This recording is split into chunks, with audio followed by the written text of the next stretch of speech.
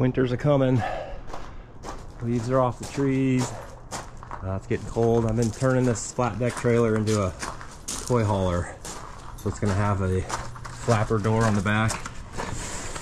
And then I got a wood stove to shove up to the front to be able to drive the sled in, but then pull it out and it's gonna be like a little camper unit. Anyway, I've also been thinking about that book Prometheus Rising. So I decided to do like a meta-programming. You know, that whole book's actually about how to meta-program yourself. So using the AI to ask questions about it, I'm intentionally like meta-programming myself using AI these days. All these interviews with AI have been pretty sweet as far as brain stretching goes. So yeah, let's get into it. Prometheus Rising. Hello, we're back at it. So Prometheus Rising, I'm calling it the like most influential book I ever read. I read it like freaking year 2000, maybe 2001, and to this day I kind of it bounces around my head still, the stuff I learned from it. So I went to ChatGPT and I got some like chapter summaries printed out, and then I said to ask questions on each of the chapters, and then it'll be interesting to see what we're talking about.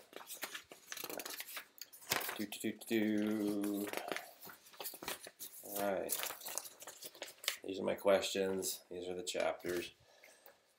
Alright.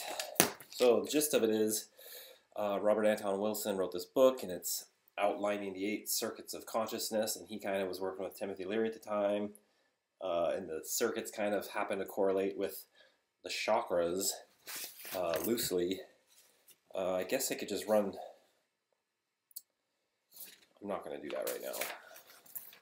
I've been busy today, this point of story. I've run around all day. What is it, 8 o'clock at night now? Whew, and I'm trying to focus into some deep thinking. Alright, so there's basically 8 circuits, and you start at the bottom up, and I'll just read through these and go for it. Prometheus Rising, Robert Anton Wilson. The biosurvival circuit is the first circuit. This is the most primitive of the circuits and relates to the basic survival instincts. It is rooted in the reptilian brain and is concerned for safety, food, water, shelter, survival. When activated, it triggers the fight or flight response. This circuit is also heavily influenced by early childhood experiences, particularly how safe or threatened one felt as an infant. Characteristics: basic survival, safety, comfort, first danger. Activation: this circuit is activated by situations of extreme threat or nurture, leading to feelings of either threat or security. People become fixated at this level if they experience early trauma or if their environment reinforces a strong need for survival vigilance. Evolutionary connection: this circuit is seen as inherited from earliest evolutionary ancestors and reflects the survival mechanisms of reptiles and early mammals. Expansion: when evolved beyond basic fear and security needs, this circuit allows for a grounded, centered approach to life when survival is no longer the primary concern. So we'll get into that later about as you climb this ladder into like higher consciousness, bro. You can be way up there, but you can disconnect from the bottom end. Like you can't be poop on the bottom end because it's still, you want to be anchored to something. Questions. Oh, the thinker and the prover. So that's the first one. The pre-chapter was the thinker and the prover. Basically, the person that thinks about the stuff, and then the response is proving your reality true to yourself, for good or bad, is the gist of all of it. So the whole point of the book and the exercises are to think and prove your better life out of reality. How can one develop greater awareness of the subconscious patterns that reinforce their existing beliefs? How can one develop greater awareness of the subconscious patterns? In general, you got to pay attention, because if you don't pay attention, you won't notice what you're thinking. Yeah, that's the gist of it. You got to actually think about what you thought of before something happened, and then look at the result and then tie it together. Can you provide examples of situations where people's provers lead them to radically different perceptions of the same event? Yes. Funny example that pops right to my head. I was working in construction 10 years ago, and it was me and this native guy. We were on the side of the road doing this heavy labor stuff, moving shit around. He was down in the ditch, and I was up on the edge, and I literally was like standing there leaning on my shovel, taking a break. I'm right by the road, and this truck drove by, and they came up and they're like, "Hey, where do we go to the main entrance?" They were asking directions onto the job site, and I was literally standing on the shoulder next to the truck. The other guy was in the ditch, 10 feet away doing something. And the guy, I'm like, "Oh, blah, blah, blah, go over there." And then the truck drove away. And then the guy down the ditch turns and he's like, "You see that? That was just, can you tell?" He's like, "He didn't ask me. He wanted to ask the white guy where they were going." I was like, "What?" I was like, "What? Really? Like, that's what you saw?" Like, I literally was standing 1 foot from the truck and he was 10 feet from the truck. So I saw the convenience of the guy's going to talk to me, not that guy, regardless of race. So he proved to himself that that guy was racist. He might have been. In the end, who knows? Maybe he was. I don't know. Anyway, let's move along. That's just the one that first popped in my head. In your experience, what methods are most effective for challenging deeply ingrained belief systems? My method is hard work and being scared, like hard endurance efforts, grinding yourself to dust and then seeing what's left, or being really scared and on point, doing extremo things on side of a mountain, to where it becomes the most extreme version of a meditation, and everything crystallizes to that instant of what you have to do. You have to do the thing or you will die, right? That's how I do it. Other people do other things. People like meditate, or people quilt, or what else do they do? There's all sorts of things, and it doesn't always work for them. If they even know that's what they're doing, you have to do it with intention as well. You kind of have to have the intention of like, what am I doing this for?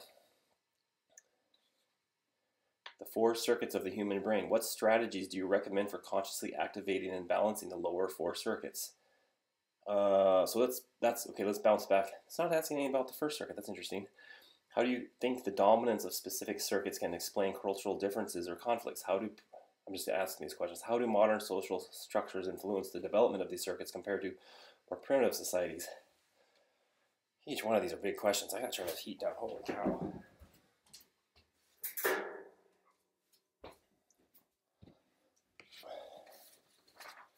What strategies do you recommend for consciously activating and balancing the lower 4 circuits? Well, we haven't even talked about the 4 circuits, so I can't even answer.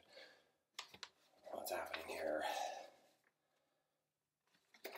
Why did it skip these questions? That's funny. Or did it skip the first 4?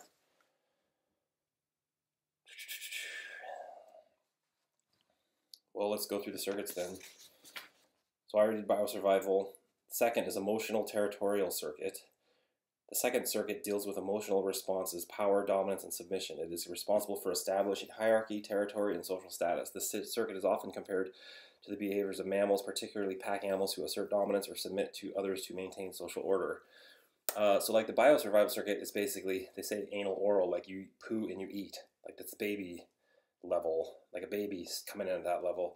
And people will go through life and stay at that level. Emotional circuit 2, that's where you're getting into like army people, where you're like going off and you're very group oriented, with less emphasis on the individual.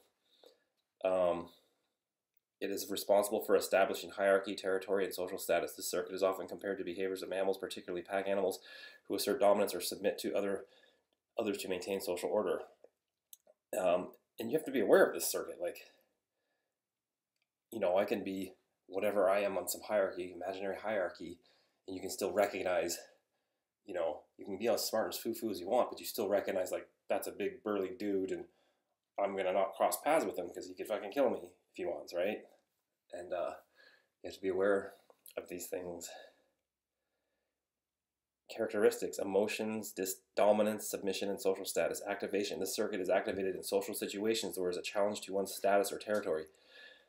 When people argue, compete, or form alliances, it is where feelings of pride, shame, territoriality, and aggression originate. Evolutionary connection. Wilson links the circuit to the behavior of early mammals who required complex social hierarchies to survive. So it's like, the first one's like, oh, we're hungry and we're pooing. The second one's like, hey, friends, like, we're in this together. It's the very first level of, like, groupthink. Third, the time-bending semantic circuit. This circuit is related to rational thought, language, and the ability to bind time through symbols and meaning. It allows humans to develop concepts, store knowledge, and create systems of thought that transcend immediate survival or emotional responses. It's also immediately tied to like religion. Like religion came along before science, and that's part of it. Characteristics: rationality, logic, communication, problem solving. Which doesn't sound like religion at all. In learning or reasoning, the circuit is active. It governs the use of language, mathematics, and abstract thinking. This is where the ability... Was it science? Did I get those backwards? I'm trying to remember. This is literally the first time I'm looking at these in the freaking 25 years ago since I read the books. I'm trying to remember. I think 3 might be... I don't know. Because there's science and religion, and they kind of are 2 different levels of thinking. So the 3rd is still... evolutionary connection. This circuit is more developed in humans than other species that are related to the development of symbolic communication, particularly language. Developing the circuit involves becoming more capable of complex thought, innovation, and planning, moving beyond rigid belief systems or dogma. 4th is the moral socio-sexual circuit. 4th, this governs social morality, sexual behavior, and family structures. It shapes one's roles within society, adheres to cultural norms, and how individuals express and experience sexuality. Characteristics: social norms, morality, group cohesion, activation. The circuit is shaped by cultural conditioning, is responsible for one's sense of identity in a social context. What is considered right or wrong? Who is considered attractive? What roles men and women should play in society? Evolutionary connection. The circuit is linked to the upbringing and socialization of children, to the development of complex sexual and family structures seen in humans and some social animals. Evolving beyond the circuit means transcending cultural imposed roles and sexual taboos, allowing for more fluid and open view of relationships, morality, and self-expression. So back to this, it had asked the 4 circuits, what strategies do you recommend for consciously activating and balancing the lower 4 circuits? That's a good question. Well, you have to, like I said, you have to think about what you're thinking and why you think it. Think through it, because it's pretty sure the 3rd was like religion and the 4th was science in terms of levels of rationality, because religion has its own internal logic, but then science has a more objective logic. But the whole point is that it's the self-reflective. You're like self-reflecting up to this level, but you're still like aware that you're a freaking mammal or a human, and you're still stuck in 3 dimensions. Jump to number 5, the 5th circuit. Oh, the moral circuit. So it asked the question on the moral circuit. Sorry, I'm all over the place here, trying to keep all my paper together. How do you think the dominance of specific circuits can explain cultural differences or conflicts? Well, you look at the Middle East, people are still grounded in territorial disputes, blood feuds for 1,000 years. Meanwhile, the Western world is carried on into like AI and stuff. But even within levels of that, there's still territorial disputes within the meta space, so to speak. So like I said, as you climb this ladder, you still have like these base fragmentations that'll still chase you up the ladder for a while. How do modern social structures influence the development of these circuits compared to more primitive societies? Well, the modern social, basically, we've got access to so much information. You can easily go collect the information, read history, read science, read everything, and you can come to your own conclusion when it may or may not align with the groupthink. Where if you're in an older society, more primitive society, you typically don't have access to that stuff. So it's easier to stay locked in wherever you're at. I mean, it's this classic progression versus conservatism, moving forward and advancing and changing versus keeping it the same because the same has worked. Unless you actively want to change, then you gotta, what got you here won't get you there. Moral circuit. How can one transcend the moral circuit to make decisions that are less bound by social expectations, yet still ethical? Well, that's the freaking question of the day. I mean, the first thing I think of is like, the child drag shows and stuff, where half the people are like, that's fine, like, like, let them dance around. The other half are like, that's a problem, we can't do that. And then everyone argues what's ethical. Like, that's a problem. It's like this person's definition of what's ethical might not match this person's. And you get down to these fundamental, like, what's the fundamental truth? And then the other one half would be like, the fundamental truth is what the Bible said. But like, is that the fundamental truth? That's just bringing me back to like third circuit freaking logic. And then the other hand, I think that's what I said in the very first circuit. Like these people, I think a lot of it is the symptom, like the, I don't know what you call it, LGBTQ, whatever movement. I think it's a lot of unresolved lower circuit issues, symptomatic, coming out like, oh, do I have a pee-pee or a wee-wee? Like, that's shit you should figure out when you're like kindergarten. Like, so that's the point, is they've got problems on these lower circuits and it's coming out up here.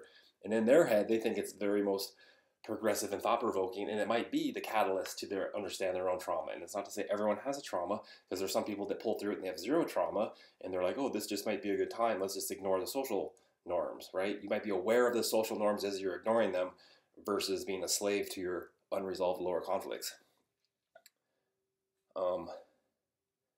Can moral development be artificially accelerated, or is something that evolves naturally through life experience? Yeah, it could be accelerated. I mean, people use drugs in extreme sports and all sorts of things, alcohol, partying, any experience in life, something that evolves naturally. I mean, both, anything you're doing is life experience, so it's kind of an oxymoron. Like, you can put yourself into hard situations, like, I'm going to go run around the world, or I'm going to rowboat across the Atlantic. You know, that's a challenging life experience that you might evolve your morals as such. All right, let's jump to the next circuit. Neurosomatic. This is where it starts getting fun. This is the first of the higher, less commonly activated circuits. So basically the first four, as I recall, let's look at our chakra list. The 4 is to the chakra, or sorry, the heart chakra. So it was the root, sacral, solar plex, heart chakra is level 4, which is like here. And then the neurosomatic, the 5th level, is the first one to push through there. And it is definitely like a boundary that's hard to push through from personal experience. This is the first of the higher, less commonly activated circuits. The neurosomatic circuit connects body and mind, focuses on bodily awareness and pleasure. It relates to the heightened sense of well-being, physical pleasure, and holistic awareness. Characteristics: mind-body integration, pleasure, sensory awareness.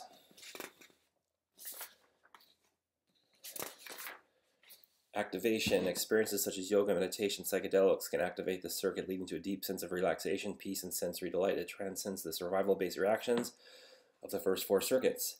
Evolutionary connection: the circuit is associated with a higher form of consciousness where the body and mind work in harmony beyond basic drives and needs. Expansion: when activated and developed, the circuit allows individuals to experience life in heightened sensitivity, joy, and holistic awareness of the present moment. It represents a shift from fear and tension to pleasure and relaxation. I would say that's technically the top of Maslow's triangle. Like, you got all the stuff that's met down here, and then ding, there's this little top of the triangle, and then it shoots off to the next ones above that. So, question on neurosomatic. What role do you believe meditation and breathwork play in activating the neurosomatic circuit? I think a lot. My experience with meditation, I always treated, extreme activity as a meditation. I've done some meditating. I meditate enough, like typical standard, sit around, try to think of nothing. But when you're doing other stuff, you can't think of it. The whole point of meditating is just to focus on the one thing. Don't think about anything except what you're doing. That's meditation. And the more you think about the one thing that you have to do, the more it clears your mind of everything else. Like, I remember just doing stuff. You go do some freaking gnarly thing, and then you come back to the real world, and you're like, what? You guys are worried about what? Like, are you kidding me? Like, even though you made up a frivolous thing to be nearly killed by, it still takes precedent. It just wipes clean all the lower stuff. You're like, douche, this is the real reality. This stuff's all nonsense. Can you explain how awareness of the body might be linked to higher states of consciousness?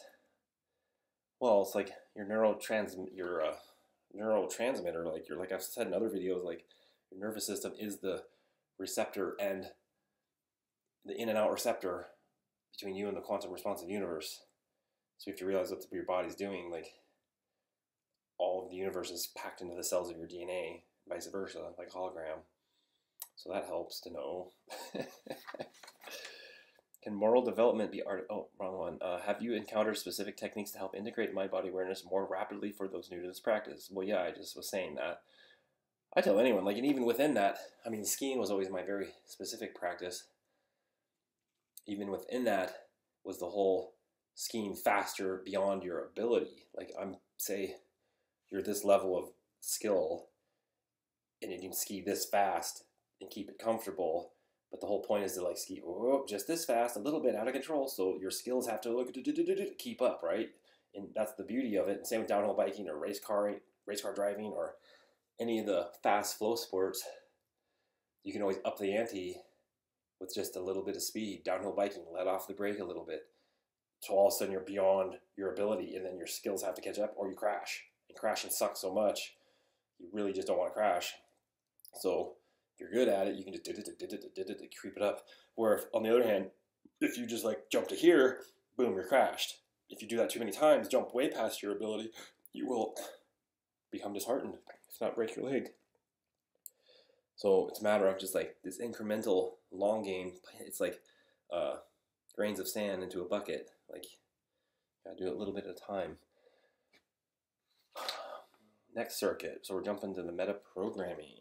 Which this point is, I should have said this at the very beginning of the video. This whole entire AI video series I've been doing is actual meta programming. I'm telling myself. So AI is kind of way smarter than me or any one person.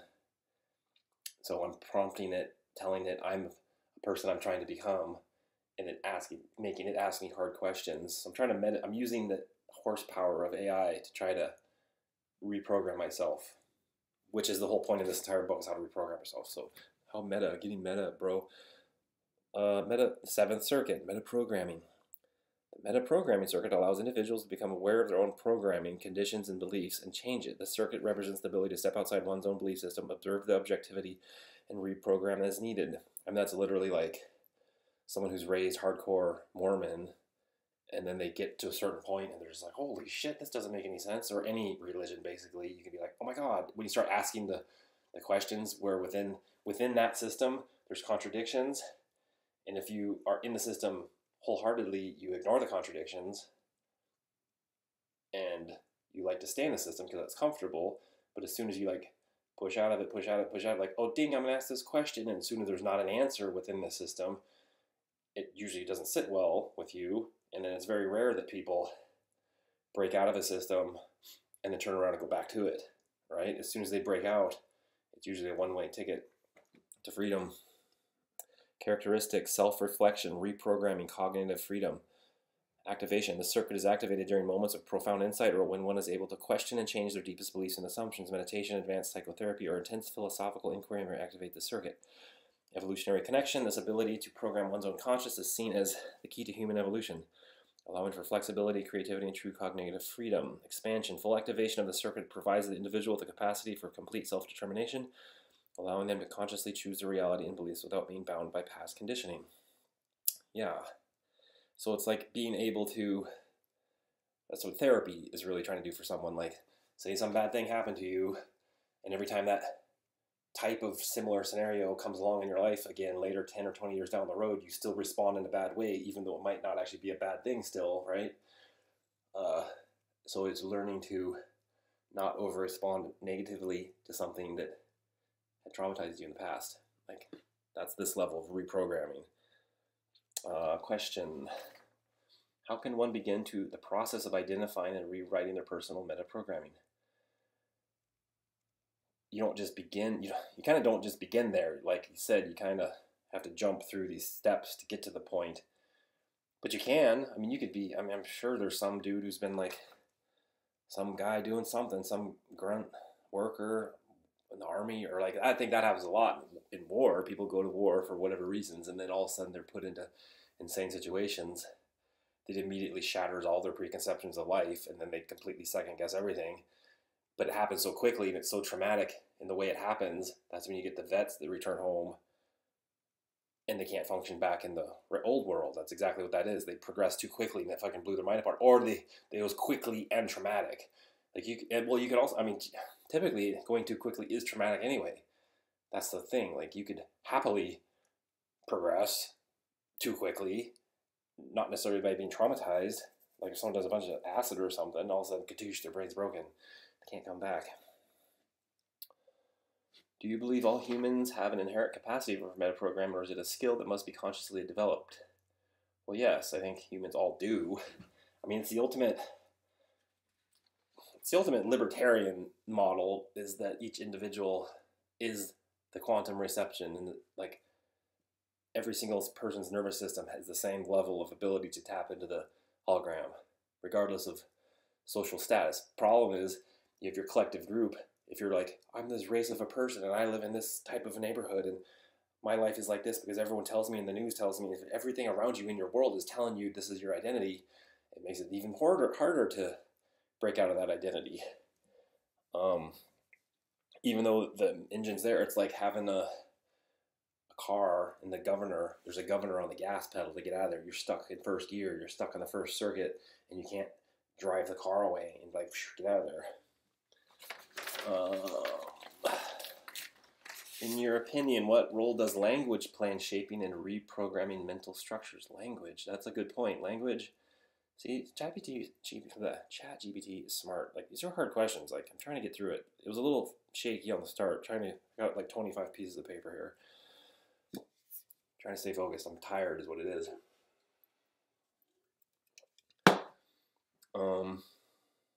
Language, yes. I mean, the Bible, what does it say? The first word is like, the first there was the word, which is the frequency, which is the sound you're making.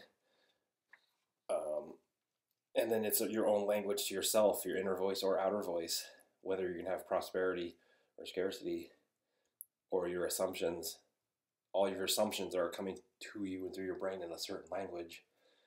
And that's what it is, the language of love, the language of hate, language of whatever. Those are individual words or feelings. Languages are just expressions of feelings and thought.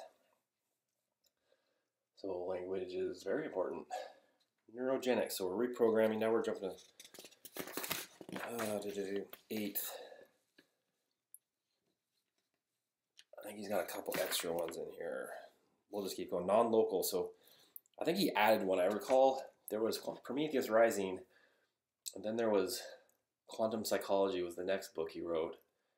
I should reread that one. That was a good one. I gave it to a friend a long time ago, and I never saw it again. I think he added these ones later in that book, but we're getting through it. So non-local quantum circuit, the 8th circuit. The 8th circuit is the pinnacle of consciousness in Wilson's model. It is associated with non-local quantum awareness, where consciousness extends beyond time, space, and individuality. This circuit is often linked to mystical or peak experience, where one feels a sense of oneness with the universe. Characteristic: mysticism, cosmic unity, timelessness, quantum consciousness, activation, experiences of a transcendence, cosmic consciousness, or enlightenment are associated with this circuit. It may be activated through meditation, psychedelic experience, or spontaneous mystical experience. Evolutionary connection. The 8th circuit represents the ultimate potential of human consciousness, where the individual transcends all personal, social, and biological limitations. Expansion. When activated, the circuit leads to profound states of bliss, the dissolution of ego, and a deep sense of connection with the entire universe. It is the ultimate expression of human consciousness. If you recall, I did my Grand Unified Theory, and it was all on this level of looking at things. I mean, that's how I got the idea. And that's the thing, is like, I climbed through, I'm 44 now, so I was so affected by all this when I read it. I ended up writing my first book like 4 years later, and I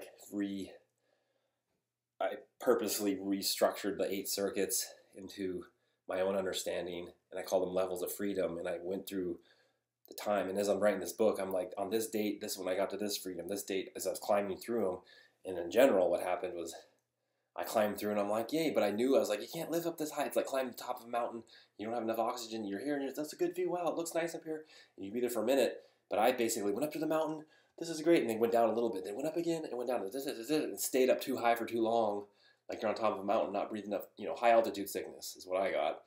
Or Icarus flew too close to the sun. So I was ungrounded. You got to stay grounded back to the, earth and all that. And, it was like an Icarus scenario. This was like 20 years ago. And I've since reconstructed. It took a while. It was dark. Ooh, there were some dark days. But it was good. It was great. but it was horrible at the same time. Like my whole system drained. I remember being so high for like 4 or 5, 8 years, and it was like a douche. And then I was into like this 3 year of just like with like no chakra power because my system had blown out, and then just like the plug was pulled, and I was just like this husk, and I had to rebuild myself. I wrote about it, a couple books, anyway. So what's this next one? So that's those questions, but then it's got these questions. Neurogenic circuit, and this didn't. Let's see what this says. Oh, that was what I just talked about. Then there's neuroatomic circuit. We've got a couple more going. We're getting there. If you're sticking with me, like, good job. How do you interpret the relationship between genetic memory and the potential for personal evolution in one lifetime? Whoa. That's interesting. Your genetic memory. I think there's a difference of having genetic memory but you don't know it versus having genetic memory and knowing it. Like if someone tells you, oh, your grandpa was traumatized by this thing, or your mom and dad were traumatized by this thing, and they carried through to you, like, then in your brain, you plug it into your brain, and you're like, oh, I have this genetic memory. So that's almost part of the thinker and the prover. Would it have been a problem, like, if no one had told you anything? I have the funny case of my family tree. I can trace my family tree back to it's the year 1500s in Norway on my dad's side, and the year 63 on my mom's side in Europe. And the only reason you do that is because she tied back right straight. Crow was her maiden name. And it goes right back to a guy, Robert Crow, who I guess was one of Brigham Young's buddies. And those guys are obsessed with their timelines. So they had already done all this work. So she basically just went back a few generations, tapped into this, and then all the work was already done. But in my head, I'm like, oh, so I can look back to year 63, and I'm like, oh, there's all my genetic memory. You know, what do you do with that? Good question.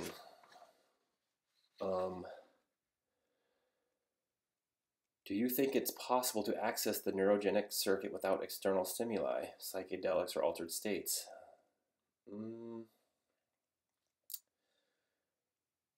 Without external stimuli?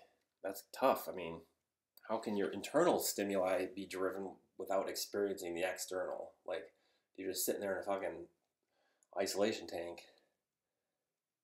Your visions are limited to what your experience would be. Like, if you never ever saw the entire world and you're only in an isolation tank, like, what would your internal be? So I think that's kind of a misnomer, like, because your inner and the outer is the same. Like, your outer is a reflection of your inner. So you've kind of like got to put it in your inner and put it out there and then get it back again. And that's the thinker prover. Can collective genetic memory help explain phenomenon like ancestral trauma or intuition? How would you describe this in scientific terms? I suppose it could. I mean, who really knows? Scientific terms, I mean, you would say, you know, what's the genetic strip that's carried in your actual DNA, and that's making who you are. But I mean, I've got a whole other theory saying the DNA is the stars. So it's like this circular, like, you know, so there's like all the zodiacs and the star patterns and everything, and so each person's tapped into different star patterns because those star patterns of the zodiacs are each person. That's a whole other video. So then it jumps to quantum psychology. How does your understanding of quantum mechanics inform your perspective on consciousness and reality? Well, I can put a link to the video about all of this, but yeah, the gist of it is the stuff's not there on the smallest scale until you decide to look for it. So in the thinker prover, if it's not there until you look for it, it's not there until you look for it. And it can carry forth. And the question was like, where's the line of demarcation, of decoherence from the quantum world to the classical physical world? And is there even such a thing? And there's probably not once you realize everything's infinite and there's no actual objective time and space. So, or it's just an illusion. It's a useful proxy. So that's the point. And that's how you go crazy. That's actually the thing is like, that's how I went crazy. Is I realized, I'm like, oh my God, I'm putting everything out there. And it's coming right, but this is my life based on what you make it. In the loop, once you see the loop, it's good. You're like, yeah, the euphoria of seeing the loop. I'm making the fucking universe. But then it can be a dark turn where you're like, oh no, what if I think of a bad thing? Oh, then the bad thing will come, and then it'll come. And I got stories about that. Like, yeah, Like, you think the bad thing's coming to get you, and then you can make it come and get you. Then you're like, holy shit, I can't think about anything. I gotta control all my thoughts in order to make good thoughts versus not have bad thoughts. That's how you go crazy. And you just have to control it, because you can still do that. I could still like go think of bad things, but I just don't anymore because it's a choice not to. That's the crux of it. That's the free will. It's the choice between good and evil. That's it right there, in a nutshell. Do you think quantum psychology offers a viable framework for explaining mystical or paranormal experiences? Well, also, so, I mean, quantum stuff is like a causal timeline, or a local, like Bell's theorem, you shoot two particles this way, this one's over there a million miles and over there a million miles. This one goes through a magnet, gets a spin, this one gets an opposite spin instantaneously. That being said, and you have like time loops where the bodies of things are moving through space. So for example, if the Earth is spinning in space, the fabric of space is not, it's sitting on the field fabric of space, which creates gravity, but that's also spinning. So it's got a spinning thing going on, and that's what a black hole is it's spinning. Well, there's two types of black holes. There's one that spins and one that doesn't. The one that spins, it creates the vortex, like a tornado of time, so it's a time loop. So that would, I mean, if you see a fucking ghost or something, that's the point, is like, maybe you see a ghost and they're in a fucking time loop. How can one practically apply? We're being so practical. Let's get practical, people. How can one practically apply the principles of quantum uncertainty to daily life to improve flexibility in thinking? So quantum uncertainty, so the uncertainty principle, Heisenberg was basically like Schrodinger's cat. You know, the thing wasn't dead or alive until he decided to look for it. Where like Bell's theory, not Bell's, like the double slit is in that same area of, it's a wave or a particle. Or you can measure, you can use a different science apparatus and then the particle respond in a different way. Like it's acting like it's watching how you're wanting to measure it and then responding in the way you're measuring it, which is the very basis of like the thinker and the prover. And you're responding, like I started the video talking about the guy in the ditch getting pissy pants that he thought this guy was being racist. I mean, his thinker was living in a racist world where he could have snapped out and be like, oh, wait a minute, I'm just in the ditch and that guy's easier to talk to. That's literally what it was, from my point of view. But what do I know? Maybe.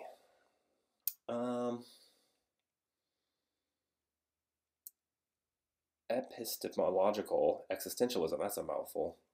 How would you advise someone to approach the challenge of constantly questioning reality without falling into nihilism? Oh yeah, so I just talked about that. Like, what's the point? I mean, stoicism, nihilism and stoicism are very similar.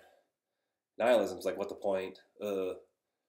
Stoicism's what's the point, but you might as well do your best. Like, it's kind of acknowledging that it's pointless, but you still might as well do your best, which I think in the end I'm kind of stoic like that. Because, yeah, what's the point? You can easily be like, what is the point? Like, reality, like, it's either we're the tiniest speck of nothing within the holographic spectrum, or we're the center of the universe of the holographic spectrum. I mean, which one is it? In your experience, how do epistemological frameworks shift once someone embraces personal responsibility in shaping their reality tunnel? Well, yeah, I mean, it's like your religious experience. I can't even say that word. Epistemological is like religion and science. Like my framework, my worldview, that's what that is. How can it shift once someone embraces your personal responsibility? Well, if your entire framework is based on some sort of the patriarchy, or, you know, which is perceived or real or not, versus the real patriarchy versus, you know, there's Islam style patriarchy, then there's liberal Western America style patriarchy, then there's the Papua New Guinea dudes living in the bush, or the Sahara dudes, their levels of worldview and what you're locked into. And a lot of times, I mean, you say ignorance is bliss. I mean, how many times do these freaking white folks go tromping in the woods? You find these native people, they're just like living their life in their own microcosm. I mean, that's literally what it is. It's a micro universe of their fucking existence, because their Venn diagram is contained within the Amazon forest or wherever they are, right? So they've got an entire universe circulating in here. Meanwhile, Western civilization's freaking Venn diagrams come marching through the forest. And that's why generally it's psychic genocide, because this Venn diagram of all these people agreeing that the world is this, just like, and it came in the form of, a lot of it was freaking Inquisition and the Crusaders, the missionaries. Like, that was a very powerful psychic framework that just obliterated by sheer will the little tiny Venn diagram frameworks. And in that case, though, I mean, and it's not to say every single case of that was bad. I mean, I'm sure there's indigenous people that were bowled over and saw the horrors, but then realized they had to adapt or die, essentially. And they're like, okay, I guess I'm part of this thing now. Like, what are you going to do? Like, and it happens, and it's not even an individual race relation, because it would happen interracially in Europe, interracially in Africa, interracial, or intra-racially. Like, you have black people, and they're all fighting each other tribally. You have the white people of Europe all fighting each other tribally. It's always the same duality, and that's just and in America you see it in like the left, right, Democrat, Republican. It's just that's the symptom of the duality of the third dimension. It has to break into duality, like it's the physics, the duality is just classical physics versus the unknown physics. Is this thing working? Anyone still here? One more. This is it. Exercise. How would you suggest someone customize the exercises Wilson provides to better fit their personal journey? Do you believe humor is an underrated tool for breaking conditions? So he does have exercises. What I should do is I could get the book and actually go through those exercises. That would be interesting. He's got a bunch of them. Oh, the one that I think of, okay, boom, this is the one thing that I've carried forth and used, is the quarter trick. So if you're going to be manifesting your universe, you tell yourself, you start with quarters. I'm going to manifest quarters everywhere. I'm going to find quarters, like freaking quarters. And you start finding them everywhere. I find them to this day. But I started doing it, and the point is, there's so many quarters. Even when you're getting change at the store, even though you should be getting your quarters in your change, it's an easy excuse as to why you got it. You still tell yourself, oh, I manifested that quarter. Or like you go to a payphone, and then there's a payphone, right? And there used to be a quarter in the slot, and you pull it out, boom, I manifested this. That sort of thing. But it's practice to manifesting bigger things. And that's all this is your lower frequency can do the little quarter out of the entire universe pretty easily, but you have to pay attention, you have to see it, and then all of a sudden you're manifesting a new skateboard and a new bike and then a new car and then a new house and then a new wife and a new life. And that's the whole game of, as you just build, there's always another thing that you just walk into. Humor. Do you believe humor is an underrated tool for breaking conditioning, as Wilson suggests? Yeah, totally. I like to make jokes when everyone else is grumpy, like working on some shitty job site, or when you're really scared, actually, when you're like on a knife edge ridge of death, and you can still crack a joke. That's fun. What are the long-term effects of practicing these exercises, particularly in terms of shifting one's perception of reality? Well, one of the long-term effects is doing mock interviews with AI and trying to metaprogram yourself with the goddamn collective intelligence. That's where we're at. All right, thanks for watching.